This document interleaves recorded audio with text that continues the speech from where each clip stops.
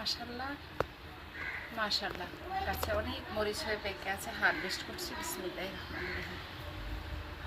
পেকে গেছে, খাওয়ার লোক নাই, এটা আচার করে রাখবো।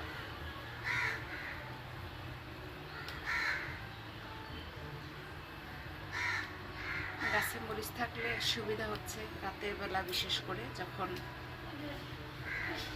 বাসায় মরিচ না থাকে। আমি তো প্রায় 2টা-2:30টার দিকেও ক্ষুধা লাগলে উঠে গাছ থেকে 2টো মরিচ পেরে খেয়ে নেই ভাত। ভালো লাগে আমার কাছে। মাশাআল্লাহ, সবগুলো পাকা মরিচগুলো হারভেস্ট করছি।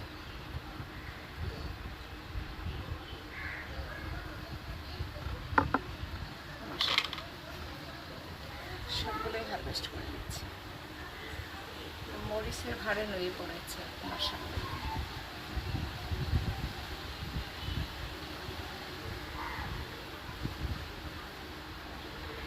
মরিচ তোলার একটা সিস্টেম আছে, নরম হয়ে যায় এটা।